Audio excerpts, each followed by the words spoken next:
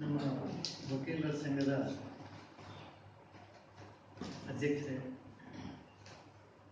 ಅಧ್ಯಕ್ಷರಾದ ಗಿರೀಶ್ ಅವರು, ನಮ್ಮ ಹೆಮ್ಮೆಯ MES ಲಾ ಕಾಲೇಜಿನ ಪ್ರಿನ್ಸಿಪಾಲ್ ಆದ KM ಭಟ್ಕಳ ಅವರು, ನನ್ನ ಜೂನಿಯರ್ ಆಗಿ ಕಾರ್ಯ ಪ್ರಾರಂಭಿಸಿ ಜೀವನದಲ್ಲಿ ಸಾಧನೆಯನ್ನು ಮಾಡಿ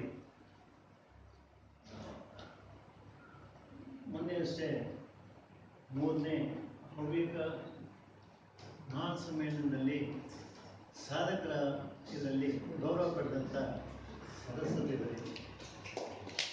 ಅವು ಹಿರಿಯ ನಾಗರಿಕರು. ಇಲ್ಲಿ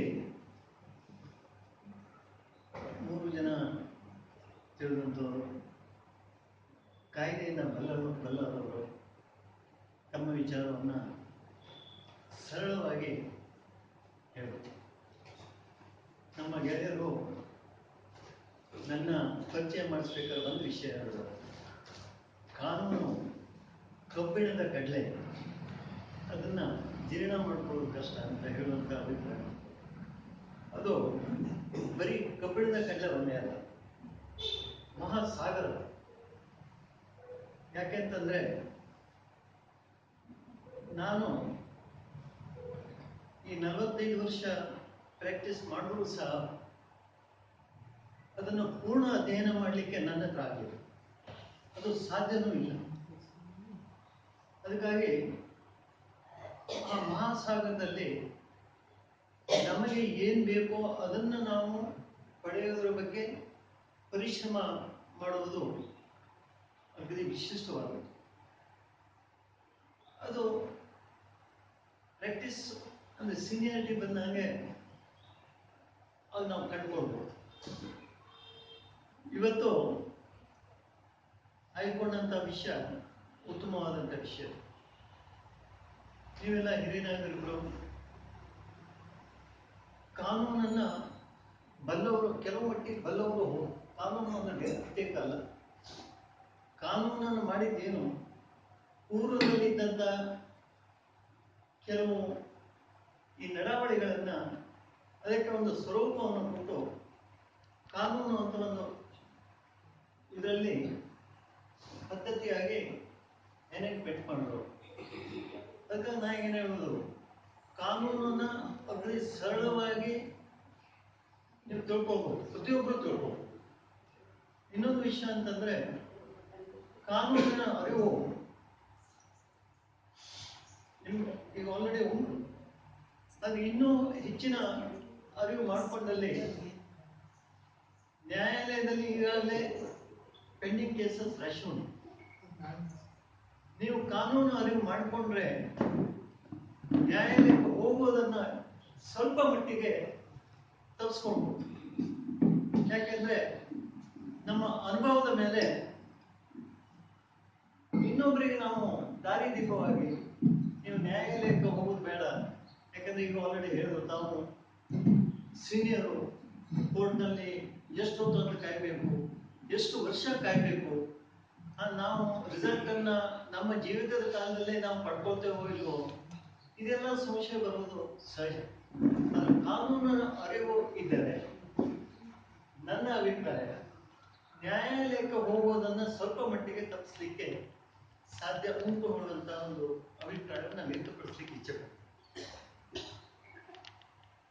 ಇನ್ನೇ ಹಿರಿಯ ನಾಗರಿಕರ ಬಗ್ಗೆ ಈ 2007 the maintenance and welfare of parents, ಇದು ಒಂದೇ 2007ನಲ್ಲಿ ಬಂದಿದ್ದು ಒಂದೇ ಅಲ್ಲ.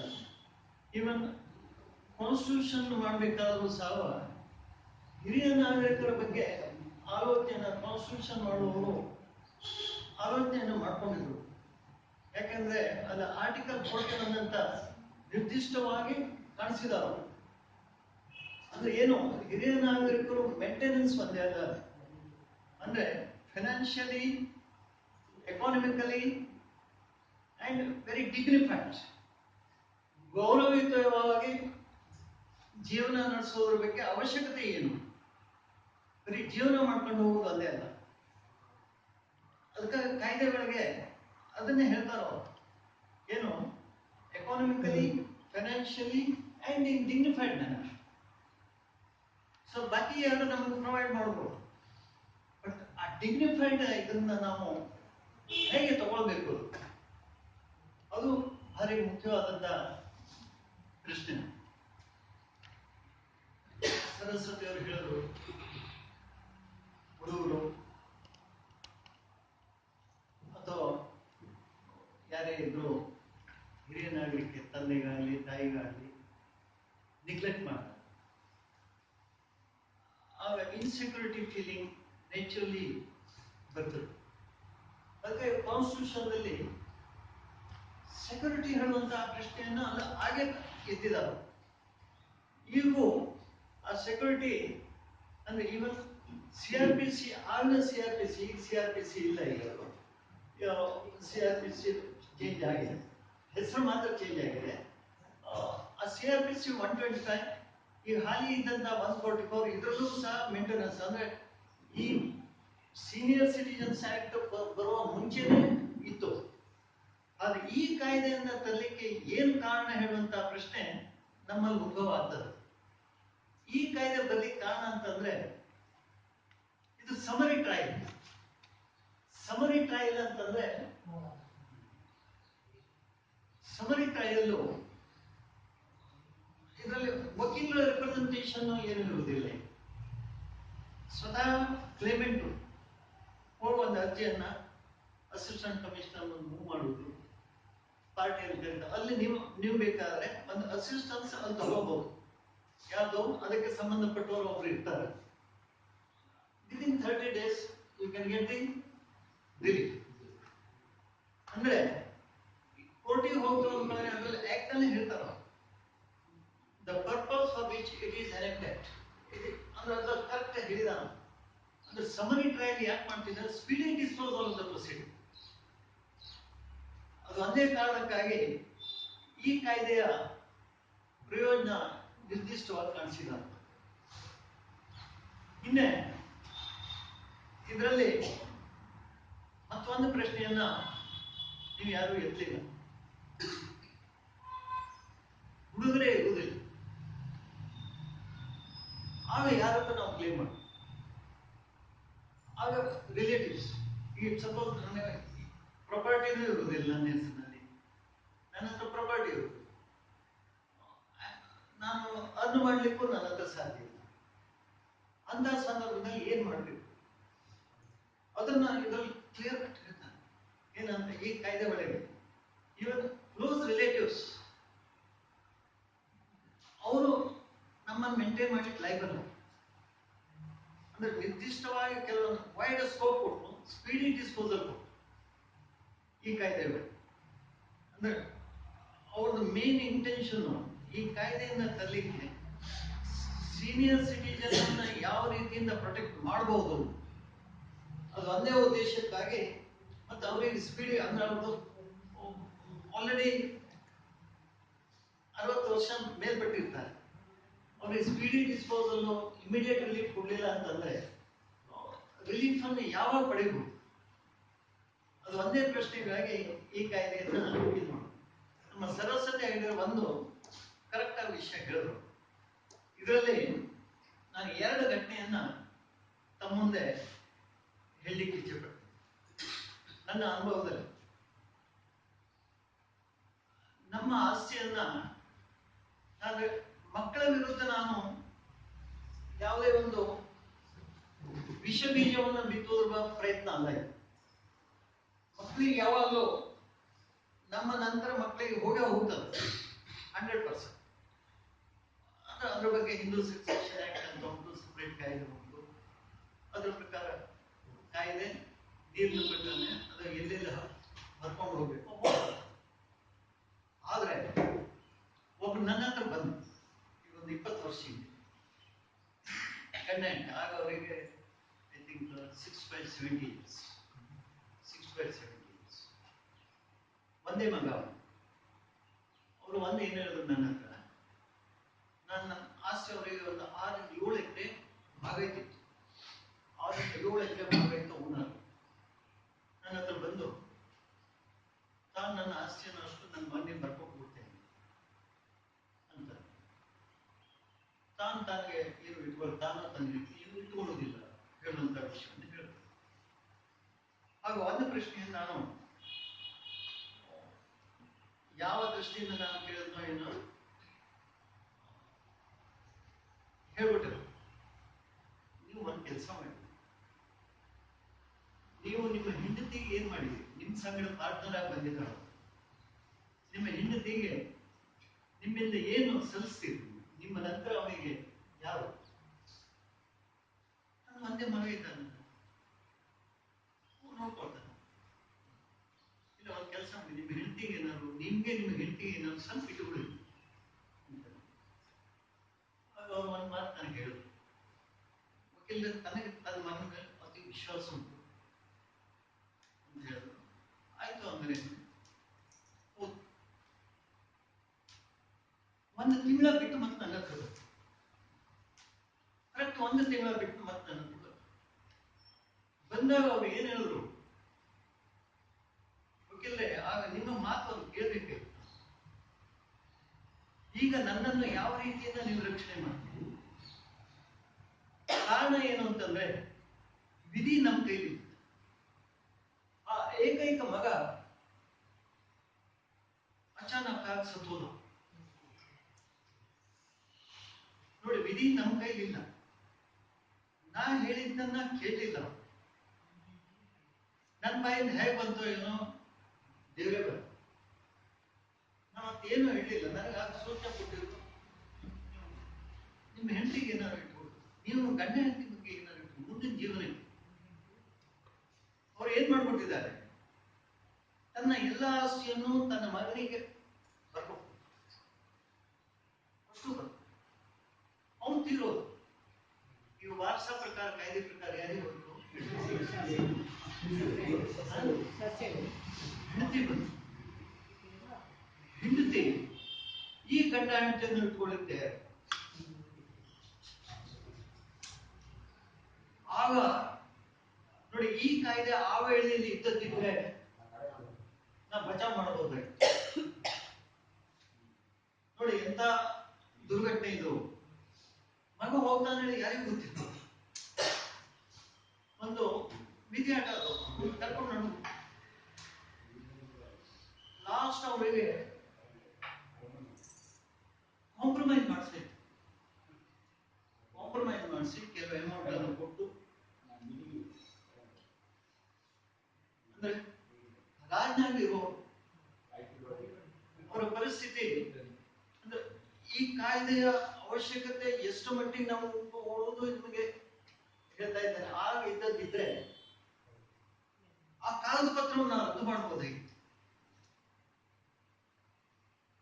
ಅವ್ರು ಮಾಡಿಕೊಟ್ಟಂತ ಕಾಗದ ಪತ್ರವನ್ನ ರದ್ದು ಮಾಡುವ ಅಧಿಕಾರ ಇಲ್ಲುಂಟು. ಮೊನ್ನೆ ಅಷ್ಟೇ ಒಂದು ಜಡ್ಜ್ಮೆಂಟ್ ಬಂತು. ಐ ಥಿಂಕ್ 2025 ಬಂತು. ಜನವರಿ 1st ವೀಕ್ ಅಲ್ಲ, ಜನವರಿ 1st ಅಲ್ಲ, ಡಿಸೆಂಬರ್ ವೆಕೇಶನ್ ಮುಂಚೆ. ಅದರಲ್ಲಿ ಏನಾಯ್ತು ಅಂತಂದ್ರೆ, ಮಗ ತನ್ನನ್ನು ಒಳ್ಳೆ ರೀತಿ ನೋಡ್ಕೊಂಡು ಹೋಗ್ಲಿ ಎಲ್ಲ ಕಂಡೀಷನ್ ಹಾಕಿ ಬಕ್ಷಿಸ್ ಮಾಡ್ಕೊಟ್ರು. ಎಷ್ಟು ಅಗ್ರಿ ಬಂದೋಬಸ್ತ್ ಮಾಡಿ ಕಾಗದ ಪತ್ರ ಮಾಡ್ಕೊಟ್ಟಿದ್ದಾರೆ. ಕರೆಕ್ಟ್ ಇದೆ. ಕೊನೆಗೆ ಅವನು ಏನ್ ಮಾಡ್ದ, ನೆಗ್ಲೆಕ್ಟ್ ಮಾಡ್ಲಿಕ್ಕೆ ಹೇಳಿದಾಗ ಆ ಬಕ್ಷಿಸ್ ಮಾಡಿಕೊಟ್ಟು ಈಗ ರಕ್ಷಣೆ ಮಾಡಿದ್ದು ಅಂತಂದ್ರೆ ಈ ಕಾಯ್ದೆ. ಅದಕ್ಕಾಗಿ ನಾ ಯಾಕೆ ಹೇಳ್ತೇನೆ ಅಂತಂದ್ರೆ, ನಾವು ಕಾಗದಪತ್ರ ಮಾಡ್ಕೊಡ್ಬೇಕಾದ್ರೆ ಸ್ವಲ್ಪ ನಾವು ಆಸ್ ಎ ಅಬೆಂಡೆಂಟ್ ಕಾಷನ್. ನಾ ಯಾಕೆ ಹೇಳ್ತೇನೆ, ನೀವೆಲ್ಲ ಸೊ ವೆಟ್ಟುಡು ನಾನು ಇದೇನು ಬರುವುದು ಇಲ್ಲ, ನನಗೆ ಖಾತ್ರಿ ಉಂಟು. ಅವನಿಗಾರು ವೆಲ್ ಎಜುಕೇಟೆಡ್ ಇತ್ತು. ಬಟ್ ಆ ಇದನ್ನು ನಾನು ಆಲೋಚನೆ ಮಾಡಿದಾಗ ವಾಟ್ ಅ ಬ್ಯಾಡ್ ಸಿಚುಯೇಷನ್ ಇದು. ಅದಕ್ಕಾಗಿ ಸರಸ್ವತಿಯವರು ಹೇಳಿದ್ದು ಹಿಂದೆ ವರ್ಷ ಮುಂಚೆನೂ ಇತ್ತು. 1956 ಇದೆಲ್ಲವೂ ಇತ್ತು. ಆಮೇಲೆ 94 ಬಂದದ್ದು ಹಿಂದೂ ಸೆಕ್ಷನ್ ಅಮೆಂಡ್ಮೆಂಟ್ ಬರುತ್ತೆ. thereafter 2005 amendment equal share to the daughter, female ಅಲ್ಲ ಡಾಟರ್, ಈಕ್ವಲ್ ಶೇರ್. ಅದು ನಾನು ಯಾಕೆ ಇದನ್ನು ಹೇಳ್ತಿದ್ದೇನೆ ಅಂತಂದ್ರೆ, ಈ ಕಾಯ್ದೆಗಳು ಬಂದಂಗೆ ವ್ಯಾಜ್ಯಗಳು ಹೆಚ್ಚಾಗ್ತದೆ. ಆ ಕಾಯ್ದೆಗಳ ಅರಿವು ನಿಮಗೆ ಬಂತೋಳು ಆದ್ರೆ ನೀವೇ ಮನೆಯಲ್ಲಿ ಕುಂತುಕೊಂಡು ನಿಮ್ಮ ಸಮಸ್ಯೆಯನ್ನ ನೀವು ಬಗೆಹರಿಸ್ಕೊಳ್ಬಹುದು. ಈಗ daughters, most of the daughters ಯಾರು ಹೀಗೆ ಕೇಳುವುದಿಲ್ಲ. ಆದ್ರೆ ಆ ಕಾಯ್ದೆ ಬಂದ ನಂತರ ಆ ಒಡನಾಟ ಹೇಳುವುದು ಕಡಿಮೆ ಆಗ್ಲಿಕ್ಕೆ. ನಾನು ಅದಕ್ಕಾಗಿ ಏನ್ ಹೇಳ್ತೇನೆ, ಯಾವುದೇ ಕಾಯ್ದೆ ಬರಲಿ, ಯಾವುದೇ ಬರಲಿ, ಇದು ಡಾಕ್ಯುಮೆಂಟ್ ಅನ್ನು ವೆರಿಫೈ ಮಾಡಲಿಕ್ಕೆ ಇದು ಸಾಕು. ಆದ್ರೆ ಕಾಡಿ ಪಡೆಯುವುದಕ್ಕಿಂತ ಕೂಡಿ ಪಡೆಯುವುದು, ನಮ್ಮ ಮನಸ್ಸು ಒಂದಾಗುವುದು, ನಮ್ಮ ಮಕ್ಕಳ ಸಂಗಡ ಆಗಲಿ, ನಮ್ಮ ಸಂಬಂಧಿಕರ ಒಟ್ಟಿಗಾಗಲಿ, ಅಂದ್ರೆ ಆ ಕೂಡ್ಕೊಂಡು ಹೋಗುವಂತ ಬೇರೆ. ಈ ಕಾನೂನು ಅದಕ್ಕೆ ನಮಗೆ ಹೆಲ್ಪ್ ಯಾವುದು ಮಾಡ್ಲಿಕ್ಕೆ ಸಾಧ್ಯವೂ ಇಲ್ಲ. ಅದಕ್ಕೆ ನಾ ಏನ್ ಹೇಳ್ತೇನೆ, ಎಷ್ಟೇ ಕಾನೂನು ಬರಲಿ, ಯಾವುದೇ ಕಾನೂನು ಬರಲಿ, ನಾವು ಪ್ರತಿಯೊಂದನ್ನು ನಾವು ಅರಿವು ಮಾಡಬಹುದು. ಯಾಕಂದ್ರೆ it's nothing but a common sense. ಕಾಯ್ದೆ it's nothing but a common sense. ಏನ್ ಮಾಡಿದ್ರೆ ಏನಾಗ್ತದೆ, ಶಿಕ್ಷೆ ಏನಾಗ್ತದೆ, ನಾವು ಅಲ್ಲಿ ತನಕ ಹೋಗೋದು ಬೇಡ. ನೀವೆಲ್ಲ ಎಕ್ಸ್ಪೀರಿಯನ್ಸ್ ಪರ್ಸನ್, ಜೀವನದಲ್ಲಿ 18 ಅನುಭವಗಳನ್ನ ಕಂಡವರು ನೀವು. ನಾ ಹೇಳೋದು ಏನೋ ಅವಶ್ಯಕತೆ ಇಲ್ಲ. ಆದ್ರೆ ಕಾನೂನಿನ ಅರಿವು, ನ್ಯಾಯಾಲಯಕ್ಕೆ ಹೋಗುವುದನ್ನ ತಪ್ಪಿಸುವುದರ ಬಗ್ಗೆ ಹೇಗೆ ಹೇಳುವುದನ್ನ ನಾ ರಿಪೀಟೆಡ್ಲಿ ಹೇಳ್ತಾ ಇದ್ದೀನಿ. ಅದಕ್ಕಾಗಿ ನಾನು ಹೆಚ್ಚು ತಗೊಳ್ಳೋದಿಲ್ಲ. ನನಗೆ ಈ ಗಾಯತ್ರಿ ಗೆಳೆಯರ ಬಳಗದವರು ನಮ್ಮ 4 ಜನರನ್ನು ನಿಮ್ಮ ಬಳಗಕ್ಕೆ ಕರೆದಿದ್ದಕ್ಕೆ ಧನ್ಯವಾದವನ್ನು ಹೇಳ್ತೇನೆ. ನಮ್ಮನ್ನ ನಿಮ್ಮ ಗೆಳೆಯರ ಬಳಗದ ಯಾವಾಗಲೂ ನಿಮ್ಮ ಬಗ್ಗೆ ಒಂದು ಒಳ್ಳೆಯ ಅಭಿಪ್ರಾಯ ಉಂಟು. ಯಾವುದೇ ವೇಳೆಯಲ್ಲಿ ನಮ್ಮಿಂದ ಸಹಾಯ ಇದು ಗಿರೀಶ್ ಅವರು ಹೇಳಿದಂಗೆ ಜುಡಿಷಿಯಲ್ ಮೆಂಬರ್ಸ್ ಅನ್ನು ಕರೆಸಿ ಮಾಡೋದ್ರ ಬಗ್ಗೆ ನಮಗೆಲ್ಲ ಸಹಾಯ ಸಹಕಾರ ಎಷ್ಟೇ ಹೇಳಿ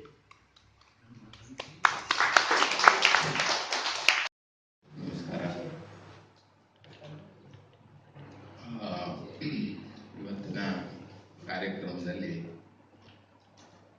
ಗಾಯತ್ರಿಯವರು ಒಂದು ಆಹ್ವಾನವನ್ನು ನೀಡಿದವಾಗ ಏನು ಈ ಮನೆಯಲ್ಲಿ ಯಾವ ರೀತಿ ಕಾರ್ಯಕ್ರಮಗಳ ಆಯೋಜನೆ ಮಾಡ್ತಾರೆ ಅನ್ನುವಂಥ ಒಂದು ಕುತೂಹಲ ಇತ್ತು. ಏನು ಬರ್ತಾರೋ ಇಲ್ವೋ, ಏನು ಮಾಡ್ತಾ ಇದ್ದಾರೆ ಅಂತೇಳಿ ನೋಡ್ರಿ. ನೋಡಿದವಾಗ ಭಾಳ ಒಂದು ರೀತಿ ಮನಸ್ಸಿಗೆ ತೃಪ್ತಿ ನೀಡುವಂಥ ಸಭಿಕರು ಅಂತಂದರೆ ಎಲ್ಲರಲ್ಲೂ ಒಂದೊಂದು ಜೀವನದ ಒಂದು ಅನುಭವ ಇದೆ. ಒಂದೊಂದು ಪ್ರೇಕ್ಷಕರು ಕೂಡ ಒಂದು 20 ಪ್ರೇಕ್ಷಕರಿದ್ದಷ್ಟು ಒಂದು ಅಷ್ಟು ವೇಟೇಜ್ ಇಂಥ ಒಂದು ಕಾರ್ಯಕ್ರಮಕ್ಕೆ ನಮ್ಮನ್ನು ಆಹ್ವಾನಿಸಿದ್ದೀರಿ. ಈ ಕಾರ್ಯಕ್ರಮದ ಅಧ್ಯಕ್ಷತೆಯನ್ನು ವಹಿಸಿದಂತಹ ಶ್ರೀ ರಾಮ ಜೋಶಿ ಅವರೇ ಹಾಗೂ ನಮ್ಮ ಉದ್ಯೋಗಿಯಾದಂಥ ಸಾವಿತ್ರಿ ಸರಸ್ವತಿ ಮೇಡಮ್ ಅವರೇ ಹಾಗೂ ನಮ್ಮ ಶಿಷ್ಯರು ಅವರು ಹಾಗೂ ವಕೀಲರ ಸಂಘದ ಅಧ್ಯಕ್ಷರು ಕೂಡ ವೀರೇಶ್ ಅವರೇ, ಪ್ರತಿಯೊಂದು ವ್ಯಕ್ತಿಗೂ ಕೂಡ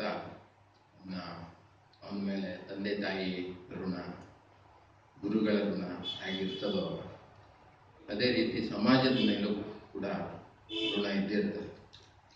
ಈ ಋಣವನ್ನು ಒಂದು ವಿಶಿಷ್ಟವಾಗಿ ತಮ್ಮ ಕೈಲಾದ ಒಂದು ಮಟ್ಟದಲ್ಲಿ ಆ ಆ ಋಣ ತೀರಿಸಲಿಕ್ಕೆ ಈ ಗೆಳೆಯರ ಬಳಗ ಶ್ರಮಿಸ್ತಾ ಇದೆ. ನಾನು ಪ್ರಥಮವಾಗಿ ಅವರಿಗೆ ಧನ್ಯವಾದಗಳನ್ನು ತಿಳಿಸ್ತೇನೆ. ಈ ಒಂದು ಅಭಿಯೋಜನೆಯಲ್ಲಿ ನಮ್ಮನ್ನು ಕೂಡ ಒಂದು ಪಾತ್ರವನ್ನು ನೀಡಿ ನಮಗೂ ಕೂಡ ಆ ಪುಣ್ಯದ ಕಾರ್ಯದಲ್ಲಿ ಹೋಗಲಿಕ್ಕೆ ಅವಕಾಶ ಮಾಡಿಕೊಟ್ಟಿದ್ದೀರಿ. ತಾವೇ ತಿಳಿಸಿದ ಪ್ರಕಾರ ಪ್ರಥಮವಾಗಿ ಸಂಗೀತ, ಸಾಹಿತ್ಯ ಇಂಥ ವಿಚಾರದಲ್ಲಿ ತಾವು ಗೋಷ್ಠಿಗಳನ್ನು ನಡೆಸಿದ್ದೀರಿ.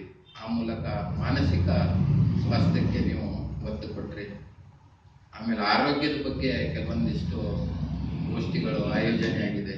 ದೈಹಿಕ ಆರೋಗ್ಯವನ್ನು ನೀವು ನಿರ್ವಹಣೆಗೆ ಕಾಳಜಿ ವಹಿಸಿದ್ರಿ. ಈಗ ಕಾನೂನು ವಿಚಾರಕ್ಕೆ ಬಂದಿದ್ದೀರಿ. ಆ ಮೂಲಕ ಸಮಾಜದ ಸ್ವಾಸ್ಥ್ಯವನ್ನು ಒಂದು ಕಾಪಾಡುವಂಥ ಒಂದು ಮಹತ್ತರ ಕಾರ್ಯಕ್ಕೆ ನೀವು ಕೈ ಹಾಕಿದ್ದೀರ. ಇದು ಬಹಳ ವಿಶಾಲವಾದಂಥ ಒಂದು ವ್ಯಾಪ್ತಿ ಕಾನೂನಿನ. ಹಾಗಾಗಿ ಈ ಒಂದು ಅರಿವು ಮೂಡಿಸುವಂಥ ಕಾರ್ಯಕ್ರಮ ಬಹಳ ಮುಖ್ಯವಾದಂಥದ್ದು. ಈ ಪ್ರಕೃತಿ ಪ್ರತಿಯೊಂದು ಜೀವಿಗೂ ಕೂಡ ಒಂದು ಜೀವವನ್ನು ನೀಡುತ್ತೆ. ಮತ್ತು ಜೀವಿಸ್ಲಿಕ್ಕೆ ಏನೇನು ಬೇಕೋ ಗಾಳಿ, ನೀರು, ಆಹಾರ ವ್ಯವಸ್ಥೆ, ನೆಲ, ಎಲ್ಲ ವ್ಯವಸ್ಥೆಯನ್ನು ಪ್ರಕೃತಿ ನಮಗೆ ಕೊಡ್ತದೆ. ಅದೇ ರೀತಿ ಹೇಗೆ ನಾವು ಜೀವಿಸಬೇಕು ಅನ್ನುವಂಥ ಪಾಠನೂ ಈ ಪ್ರಕೃತಿನೇ ನೀಡುತ್ತದೆ.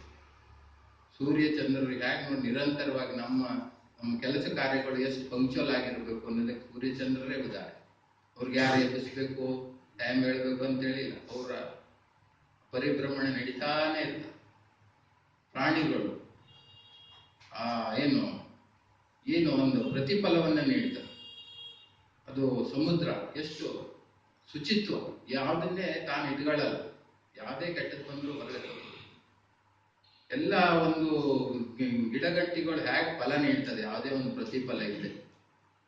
ಆದರೆ ಈ ಪ್ರಕೃತಿದೇ ಒಂದು ಭಾಗವಾದಂಥ ಮನುಷ್ಯ ಆ ಪ್ರಕೃತಿಯ ಕೊಟ್ಟಂತ ಪಾಠವನ್ನ ಪಾಲಿಸಲಿಕ್ಕೆ ವಿಫಲವಾಗ್ತಿದ್ದಾನೆ. ಆ ವಿಫಲವಾಗಿದ್ದು ತನ್ನಷ್ಟು ತಾನೂ ಅಲ್ಲ, ಇಡೀ ಪ್ರಕೃತಿನೇ ಹಾಳು ಮಾಡುವಂತ ಒಂದು ಕೆಟ್ಟ ಕಾರ್ಯದಲ್ಲಿ ತೊಡಗಿರೋದ್ರಿಂದ ಆ ಸ್ವಾಸ್ಥ್ಯವನ್ನ ನೀಟಾಗಿ ಇಡ್ಲಿಕ್ಕೆ ಬಂದಂಥದ್ದು ಈ ಕಾನೂನು. 160 ಕೋಟಿ ಜನ ಇದ್ರೆ 160 ನಮೂನಿ ಮನಸ್ಥಿತಿ ಇದ್ದಂತಹ ಜೀವಜಂತುಗಳಲ್ಲಿ ಮನುಷ್ಯ ಬಹಳ ವಿಶಿಷ್ಟವಾದಂಥವ. ಉಳಿದೆಲ್ಲ ಪ್ರಾಣಿ ಪಕ್ಷಿಗಳಿಗಿಂತ ಹೆಚ್ಚಿನ ಒಂದು ಶಕ್ತಿ ಪ್ರಕೃತಿ ನಮಗೆ ನೀಡಿದೆ. ಆದ್ರೆ ಅದನ್ನೇ ಬಳಸಿಕೊಂಡು ನಾವು ಆ ಪ್ರಕೃತಿ ವಿರುದ್ಧವಾಗಿ ಹೋಗ್ತಾ ಇದ್ದೀವಿ. ಈ ಒಂದು ವಿಚಾರದಿಂದ ನಾವು ಹೊರಬರಬೇಕು ಅಂತಂದ್ರೆ ನಮ್ಮ ಅರಿವು ಮಾತ್ರ ಅದನ್ನ ಸರಿಪಡಿಸ್ಬೇಕು. ಈ ಕಾನೂನುಗಳು ರಾಜ್ಯನೂ ಒಂದಿಷ್ಟು ಕಾನೂನುಗಳು ಮಾಡ್ತಾವೆ, ಪ್ರತಿ ವರ್ಷನೂ ಕಾನೂನುಗಳು ಮಾಡ್ತಾವೆ, ಕೇಂದ್ರ ಸರ್ಕಾರ ಕಾನೂನುಗಳು ಮಾಡ್ತಾವೆ, ಪೊಲೀಸ್ ಸ್ಟೇಷನ್ಗಳಿದ್ದಾವೆ, ಕೋರ್ಟ್ಗಳಿದ್ದಾವೆ. ಆದ್ರೆ ಏನೂ ಇದ್ರೂ ಕೂಡ ಕೋರ್ಟ್ಗಳು ಒಂದು ನಿಯಮಿತ ಅವಧಿಯಲ್ಲಿ ತೀರ್ಮಾನ ಮಾಡಲಾರ್ದಷ್ಟು ಕೇಸುಗಳು ಬಂದು ಜಮಾ ಆಗ್ತಾ ಇಲ್ಲ ಅಂತಂದ್ರೆ ಇಷ್ಟೆಲ್ಲ ಒಳ್ಳೆತನವನ್ನ ಇದ್ರೂ ಕೂಡ ನಮ್ಮ ಕಣ್ಮುಂದೆ ನಾವು ಮತ್ತೆ ತಪ್ಪನ್ನೇ ಮಾಡ್ತಿದ್ವಿ. ಹಾಗಾಗಿ ಈ ರೀತಿ ಹೋದ್ರೆ ನಮ್ಮ ಎಲ್ಲಿ ಕೆಲವೊಂದು 1-2-3 ದಿವಸದಲ್ಲಿ ಎಷ್ಟು ಹೀನಸ್ ಕ್ರೈಮ್ಸ್ಗಳಾಗ್ತಾ ಇದ್ದಾವೆ. ಈ ಒಂದು ಇದು ಪಾಠ. ನಾವೇನು ಒಂದು ಕುಟುಂಬದ ವ್ಯವಸ್ಥೆನಲ್ಲಿ ಒಂದು ಬಾಲ್ಯಾವಸ್ಥೆ, ಒಂದು ಯೌವನಾವಸ್ಥೆ, ಒಂದು ವೃದ್ಧಾಪ್ಯ, ಈ 3 ಇದರೊಳಗೆ ಬಾಲ್ಯಾವಸ್ಥೆಯಲ್ಲಿ ವೃದ್ಧಾಪ್ಯ ಇದರೊಳಗೆ ಒಂದು ಆಸರೆ ಬೇಕೇ ಬೇಕು. ಜೊತೆಗೆ ಇನ್ನೂ ನಾವು ಮಧ್ಯಮ ಒಂದು ಯೌವನಾವಸ್ಥೆನಲ್ಲೂ ಕೂಡ ಇನ್ನೊಬ್ರು ಹೆಲ್ಪ್ ಬೇಕು. ನಮ್ದೇನೋ ಆರೋಗ್ಯ ಕೆಡುತ್ತೋ ಏನೋ ಆಯ್ತು. ಹಾಗಾಗಿ ನಾವು ಒಂದು ಕುಟುಂಬದ ವ್ಯವಸ್ಥೆಯನ್ನ ಮಾಡಿಕೊಂಡು ಒಂದು ಸೂತ್ರವನ್ನ ಮೂಲಕ ನಾವು ಜೀವನ ಮಾಡ್ತಾ ಇದ್ದೇವೆ. ಆದಾಗ್ಯೂ ಕೂಡ ನಮ್ಮನ್ನು ಮರೀತೇವೆ. ನಾವು ನಮ್ಮ ಹಿರಿಯರು ನಮ್ಗೆ ಎಷ್ಟು, ತಂದೆ ತಾಯಿಗಳು ನಮ್ಗೆ ಎಷ್ಟು ಶ್ರಮ ವಹಿಸಿದ್ರು ನಮ್ಗೆ ಈ ಹಂತಕ್ಕೆ ಬರ್ಲಿಕ್ಕೆ, ಅದನ್ನ ನಾವು ಮರೀತಾ ಇದ್ದೇವೆ. ಆ ಒಂದು ನಮ್ಮ ಮನಸ್ಥಿತಿಯನ್ನ ಸರಿಪಡಿಸ್ಲಿಕ್ಕೆ ಕಾನೂನು ಮಾಡ್ಬೇಕಾಯ್ತು ಸರ್ಕಾರ. ಪಾಲಕರನ್ನೇ ನಾವು ಮನಸ್ಸಿಗೆ ಅವ್ರಿಗೆ ಆಘಾತ ಮಾಡಿಸಿದ್ರೆ ಅವ್ರು ಸಣ್ಣ ಮಕ್ಕಳಿಂದ ಹೇಗೆ ಅವ್ರಿಗೂ ಆ ಬಾಲ್ಯಾವಸ್ಥೆಯಲ್ಲಿ ಅವ್ರು ಕಾಪಾಡೋದಕ್ಕೆ ನಾವು ಈಗ ಬಂದೇವಲ್ಲ, ಈ ಒಂದು ಸ್ಥಾನ ನಾವು ಸಮಾಜದಲ್ಲಿ ಇದ್ದೇವೆ. ಮುಂದಿನ ಇದೇ ಒಂದು ದೊಡ್ಡದಾಯ್ತು ಅಂತಂದ್ರೆ ಅವ್ರು ಕೇರ್ ತಗೊಳ್ಳಿಲ್ಲ ಅಂದ್ರೆ ಸಮಾಜ ಹೆಂಗ್ ಮುಂದುವರಿತದೆ? ಎಷ್ಟೋ ಪಾಲಕರು ದೊಡ್ಡ ದೊಡ್ಡ ಇವರು ಎಸ್ಟಾಬ್ಲಿಷ್ಮೆಂಟ್ ಇದ್ದವರು, ಅವ್ರು ಇದಕ್ಕಾಗಿ ಅವರು ಇದು ಮಾಡ್ಲೇ ಇಲ್ಲ, ಏನು ಮಕ್ಕಳಿಗಾಗಿ ಇದನ್ನ ಆ ಆಸ್ತಿ ಮಾಡುವಂಥದ್ದು, ದೊಡ್ಡ ಪ್ರಮಾಣದ ಆಸ್ತಿನ ಸಮಾಜಕ್ಕೆ ಕೊಡುವಂಥದ್ದು ಮಾಡಿ. ಇದು ಕಾರಣ ಏನಪ್ಪಾ ಅಂತಂದ್ರೆ ಮಕ್ಕಳ ಮನಸ್ಥಿತಿ. ನಮ್ಮ ಮಾತ್ಸರ್ಯ ಅನ್ನುವಂಥದ್ದು ಏನುಂಟಲ್ಲ, ಅದು ತನಗಷ್ಟೇ ಒಳ್ಳೇದಾಗಬೇಕು, ತನಗೆ ಎಷ್ಟು ಸಿಕ್ಕಿದ್ರೂ ಬೇಕು, ತೃಪ್ತಿ ಅನ್ನೋದೇ. ಹಾಗಾಗಿ ಈ ಒಂದು ಕೆಟ್ಟ ಒಂದು ಪರಿಸ್ಥಿತಿ ಸಮಾಜ ಹೋಗ್ತಾ ಇದೆ. ಮುಂದೆ ಯಾವ ಮಟ್ಟಿಗೆ ಹೋಗ್ತದೆ ಅಂತೇಳಿ ವರ್ಷಗಟ್ಟಲೆ ಯುದ್ಧ ಆಗ್ತದೆ ಒಂದು ಸಣ್ಣ ಸಣ್ಣ ಭೂಮಿಗಾಗಿ. ಈ ಪ್ರಕೃತಿನ ಹಾಳು ಮಾಡ್ತಾ ಇದ್ದೇವೆ. ಇವೆಲ್ಲ ನಾವು ಹೋಗ್ಲಾಡ್ಸಿ ನಿಜವಾಗ್ಲೂ ಒಂದು ಸ್ವರ್ಗ ಎಲ್ಲೋ ಇರ್ತದೆ ಅಂತ ಹೇಳಲ್ಲ.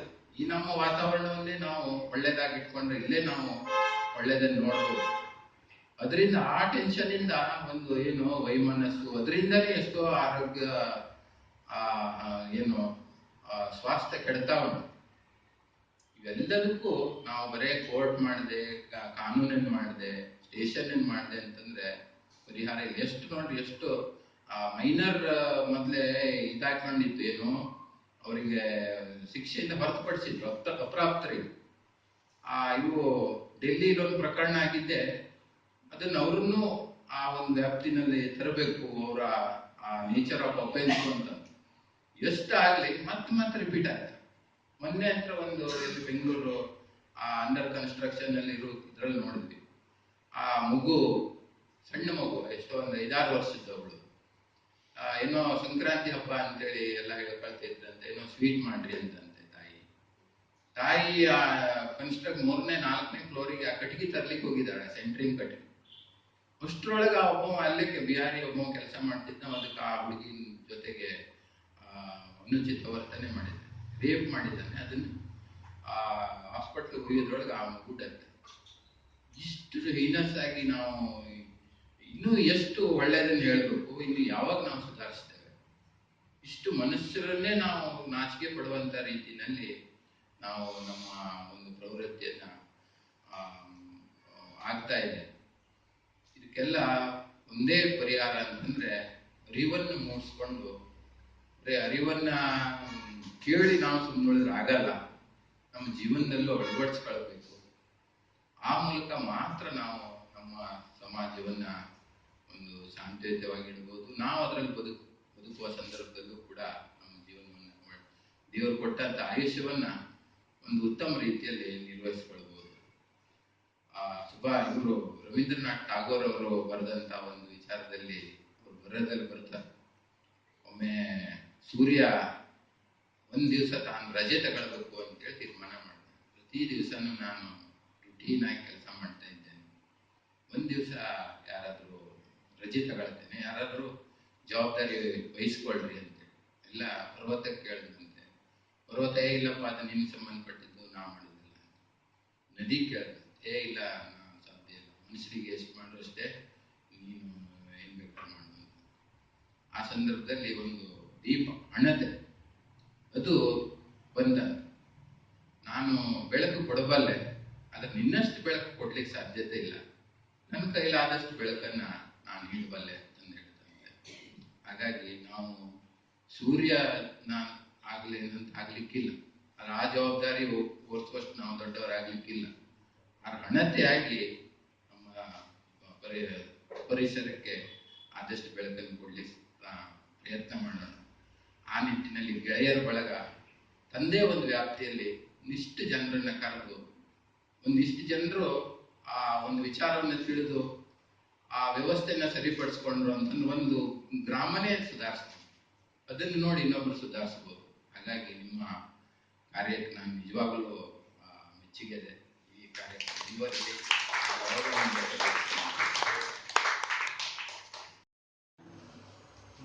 ಗಾಯತ್ರಿ ಗೆಳೆಯರ ಬಳಗದ ಎಲ್ಲ ನನ್ನ ಹಿರಿಯ ಬಂಧುಗಳೇ, ವೇದಿಕೆಯಲ್ಲಿ ಅಧ್ಯಕ್ಷತೆ ವಹಿಸಿರ್ತಕ್ಕಂಥ ನಮ್ಮ ನ್ಯಾಯಾಲಯದ ಹಿರಿಯ ನ್ಯಾಯವಾದಿಗಳಾದಂಥ ರಾಮಾಜಯ್ ಸರ್ ಅವರೇ, ನನ್ನ ಅಕ್ಕಪಕ್ಕ ಕೂತಂಥ ಸರಸ್ವತಿ ಹೆಗಡೆಯವರು ಮತ್ತು ಅಶೋಕ್ ಪಟ್ಕಲ್ ಅವರು ನನ್ನ ಗುರುಗಳು.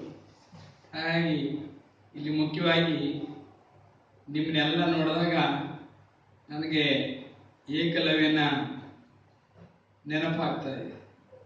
ಅಂದರೆ ವಯಸ್ಸಾದ ತಕ್ಷಣ ನಮ್ಮದೇನು ಮುಗೀತು ಅಂಥೇಳಿ ಭಾಳ ಜನ ಮಾತಾಡೋದನ್ನು ನಾವು ಸ್ವಾಭಾವಿಕವಾಗಿ ನೋಡ್ತಾ ಇದ್ದೀವಿ.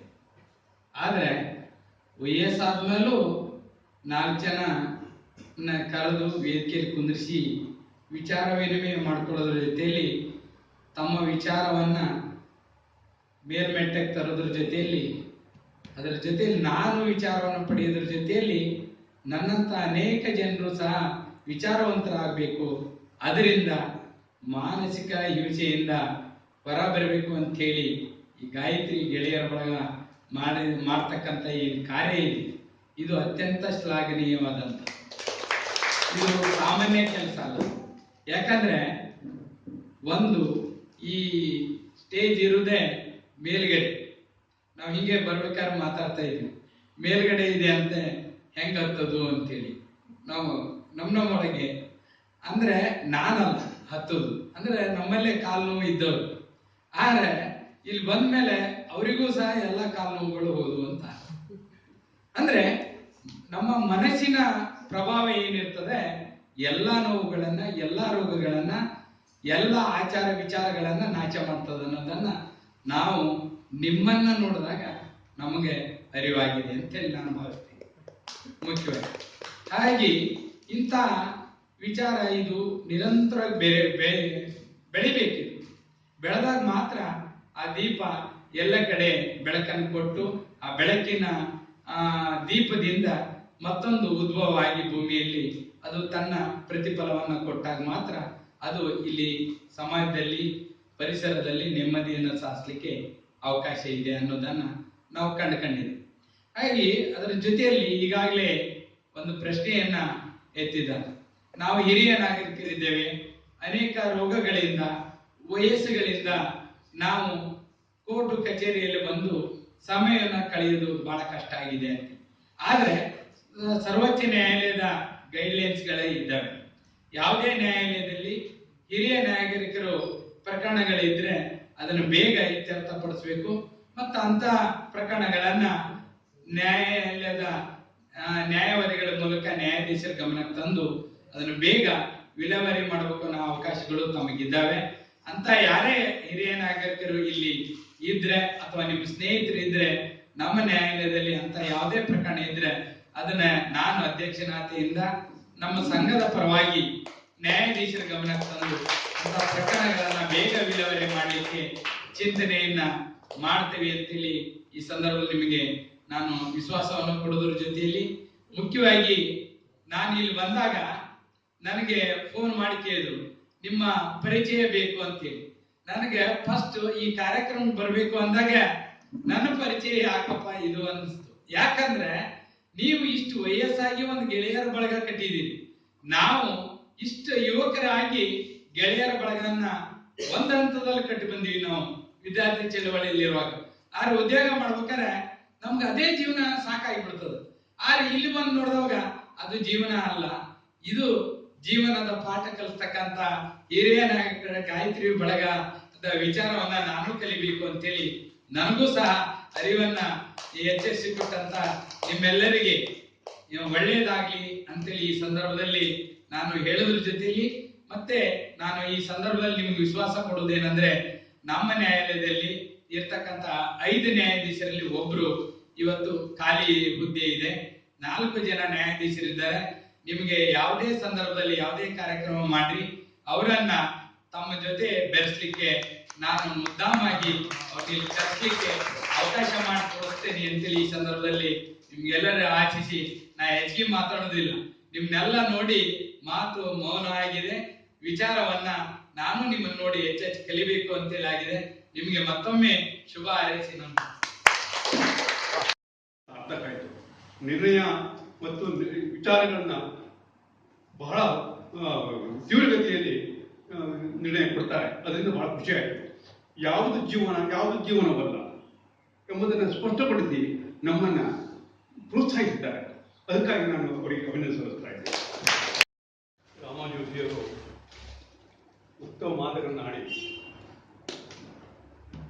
ಕಬ್ಬಿಣದ ಕಡೆಯಲ್ಲಿ ಒಂದೇ ಅಲ್ಲ ಮಹಾಸಾಗರ ಅಂತ ಹೋಗ್ಬಿಟ್ಟಿದ್ದಾರೆ. How to live in dignified life, senior citizen dignified ಲೈಫನ್ನು ಹೇಗೆ ಲೀಡ್ ಮಾಡಬೇಕು, ಅದನ್ನು ಯಾಕೆ ಮುಟ್ಟಬೇಕು ಆ ದಿಶೆಯಲ್ಲಿ ಹೇಳುವುದನ್ನು ಸುಂದರವಾಗಿ ಉದಾಹರಣೆ ಸಹಿತವಾಗಿ ಚಂದ ರೀತಿಯಲ್ಲಿ ಹೇಳಿ ಮುಗಿಸಿದ್ದಾರೆ. ನಿಜವಾಗಿ ಅವರನ್ನು ಅಧ್ಯಕ್ಷರ ಆಯ್ಕೆ ಮಾಡಿ ಇವತ್ತಿಗೆ ಈ ಭಾಷಣ ಮಾಡೋದಕ್ಕೆ ನನಗೆ ಅವರಿಗೆ ಧನ್ಯವಾದಗಳು. ನಮಸ್ಕಾರಗಳು. ಕಳೆದ 10 ವರ್ಷಗಳಿಂದ ಈ ಗಾಯತ್ರಿ ಗೆಳೆಯರ ಬಳಗವು ಸಾಹಿತ್ಯ, ಸಂಗೀತ, ಆಧ್ಯಾತ್ಮ, ಆರೋಗ್ಯ, ತಾಳಮದ್ದಳೆಯಂತಹ ಕಾರ್ಯಕ್ರಮಗಳನ್ನು ಆಯೋಜಿಸುತ್ತಾ ಬಂದಿರುತ್ತದೆ. ಇದಕ್ಕೆ ಪ್ರೆಸಿಡೆಂಟ್ರು, ಸೆಕ್ರೆಟರಿ, ಖಜಾಂಚಿ ಯಾರು ಇರುವುದಿಲ್ಲ. ಇದಕ್ಕೆ ಠೇವಣಿ, ಚಂದ, ವಂತಿಗೆ ಏನೂ ಇರುವುದಿಲ್ಲ. ನೀವೆಲ್ಲ ಬಂದವರು ಬಳಗದ ಸದಸ್ಯರು. ಮತ್ತೊಮ್ಮೆ ಎಲ್ಲರಿಗೂ ಹೃತ್ಪೂರ್ವಕ ವಂದನೆಗಳು. ಈ ಒಂದು ಗೆಳೆಯರ ಬಳಗದ ವತಿಯಿಂದ ಕಾನೂನು ಮಾಲಿಕೆಯ ಕಾರ್ಯಕ್ರಮ ನಡೀತಾ ಇದೆ. ಅದಕ್ಕೆ ನಿಮಗೆಲ್ಲರಿಗೂ ಸ್ವಾಗತವನ್ನು ಕೊಡ್ತೇನೆ. ಮುಖ್ಯವಾಗಿ ಈ ಗಾಯತ್ರಿ ಬಳಗದ ನನ್ನ ಪರಿಚಯ ಅಂತಂದ್ರೆ, ನಾನು 13 ವರ್ಷದಿಂದ MAS ಲಾ ಕಾಲೇಜಿನಲ್ಲಿ ಈ ಉಪನ್ಯಾಸಕರಾಗಿ ಕೆಲಸ ಮಾಡ್ತಾ ಇದ್ದೇನೆ. ಅದೇ ರೀತಿಯಾಗಿ ಇವತ್ತಿನ ವಿಶೇಷ ಅಂತಂದ್ರೆ, ಇಲ್ಲಿವರೆಗೆ ನಾವು ಈ ಕಾರ್ಯಕ್ರಮ ಬಹುಶಃ ನಡೆದಿರ್ಲಿಕ್ಕಿಲ್ಲ, ಅಂದ್ರೆ ಕಾನೂನು ಬಗ್ಗಿನ ಮಾಹಿತಿ. ಯಾಕಂದ್ರೆ ಇದು ಅತ್ಯಂತ ಎಲ್ಲರಿಗೂ ಬೇಕಾದಂತ ಒಂದು ವಿಚಾರನೆ. ಸೊ ಇದನ್ನು ಮುಂದುವರಿಸ್ಕೊಂಡು ಹೋಗುವಂತ ಒಂದು ವಿಚಾರನು ನಮ್ಮ ಅಣ್ಣವರಾದಂಥ ವಿಶ್ವೇಶ್ವರ ಗಾಯತ್ರಿ ಅವರು ಹೇಳಿದ್ದಾರೆ. ಅದೇ ರೀತಿಯಾಗಿ ಈ ಒಂದು ಕಾರ್ಯಕ್ರಮಕ್ಕೆ ಮತ್ತೆ ಮುಖ್ಯವಾಗಿ ಬಂದಿರುವಂತಂದ್ರೆ, ನಮ್ಮಲ್ಲಿ ಮುಖ್ಯ ಅತಿಥಿಯಾಗಿ RS ಜೋಶಿ ಅವರು ಬಂದಿದ್ದಾರೆ, ಹಿರಿಯ ವಕೀಲರು, ಶಿರ್ಸಿ. ಸೊ ಇವರಿಗೆ ತುಂಬಾ ಕೆಲಸ ಇರ್ತದೆ. ಆ ಒಂದು ಕಾರ್ಯದ ನಡುವೆನೂ ಕೂಡ ಆ ಒಂದು ನಮ್ಮ ಒಂದು ವಿನಂತಿಗೆ ಅವರು ಹೋಗ್ಬಿಟ್ಟು ಈ ಒಂದು ಕಾರ್ಯಕ್ರಮದಲ್ಲಿದ್ದಾರೆ. ಮತ್ತೆ ಈ ಒಂದು ಕಾರ್ಯಕ್ರಮದ ಅಧ್ಯಕ್ಷತೆಯನ್ನು ವಹಿಸಲಿದ್ದಾರೆ. ಹಾಗಾಗಿ ಗಾಯತ್ರಿ ಬಳಗದವರ ಪರವಾಗಿ ನಾನು ಅವರಿಗೆ ಸ್ವಾಗತವನ್ನು ಕೋರ್ತೇನೆ. ಅದೇ ರೀತಿಯಾಗಿ ಉಪನ್ಯಾಸವನ್ನು ನೀಡಲು ಈ ಒಂದು ಕಾರ್ಯಕ್ರಮಕ್ಕೆ ಸಂಪನ್ಮೂಲ ವ್ಯಕ್ತಿಯಾಗಿ ಸರಸ್ವತಿ ಹೆಗಡೆ ಅವರು ಇಲ್ಲಿ ಉಪಸ್ಥಿತರಿದ್ದಾರೆ. ಹಾಗೆ ಇವರು ಹಿರಿಯ ಮಹಿಳಾ ವಕೀಲರು ಹೌದು. ಹಾಗಾಗಿ ಇವರಿಗೆ ನಾನು ಸ್ವಾಗತವನ್ನು ಕೋರ್ತಾ ಇದ್ದೇನೆ. ಅದೇ ರೀತಿಯಾಗಿ ಮತ್ತೊಬ್ಬ ಮುಖ್ಯ ಅತಿಥಿಯಾಗಿ ನಮ್ಮ ಕಾಲೇಜಿನ ಪ್ರಾಂಶುಪಾಲರಾದಂಥ IN ಭಟ್ಕಾಳ್ ಸರ್ ಅವರು ಇವತ್ತು ಈ ಒಂದು ವೇದಿಕೆಯಲ್ಲಿದ್ದಾರೆ. ಗಾಯತ್ರಿ ಬಳಗದವರ ಪರವಾಗಿ ನಾನು ಸ್ವಾಗತವನ್ನು ಕೋರ್ತೇನೆ. ಅದೇ ರೀತಿಯಾಗಿ ಇನ್ನೊಬ್ಬ ವಕೀಲರು ಹಾಗೂ ವಕೀಲರ ಸಂಘ ಶಿರ್ಸಿ ವಕೀಲರ ಸಂಘದ ಅಧ್ಯಕ್ಷರು ಆದಂತಹ CF ಯರೀಶ್ ರವರು ಈ ಒಂದು ಸಭೆಯಲ್ಲಿ ಉಪಸ್ಥಿತರಿದ್ದಾರೆ. ಈ ಒಂದು ಗಾಯತ್ರಿ ಬಳಗದ ಪರವಾಗಿ ಅವರಿಗೂ ಕೂಡ ನಾನು ಸ್ವಾಗತವನ್ನು ಕೋರುತ್ತೇನೆ. ಅದೇ ರೀತಿಯಾಗಿ ಈ ಒಂದು ಸಭೆಯಲ್ಲಿ ಪಾಲ್ಗೊಂಡಂತಹ ಎಲ್ಲ ಸಭಿಕರಿಗೂ ಕೂಡ ನಾನು ಹೃತ್ಪೂರ್ವಕ ಸ್ವಾಗತವನ್ನು ಕೋರುತ್ತೇನೆ. ಅದೇ ರೀತಿಯಾಗಿ ಈ ಒಂದು ಸಭೆಯಲ್ಲಿ ಪಾಲ್ಗೊಂಡಂತಹ ಮಾಧ್ಯಮದವರು ಹಾಗೂ ಹಿರಿಯರಿಗೆಲ್ಲ ನಾನು ಸ್ವಾಗತವನ್ನು ಕೋರುತ್ತಾ ನನ್ನ ಸ್ವಾಗತ ಭಾಷಣವನ್ನು ಮುಗಿಸ್ತಾ ಇದ್ದೇನೆ. ಅವಕಾಶಕ್ಕಾಗಿ ಧನ್ಯವಾದಗಳು.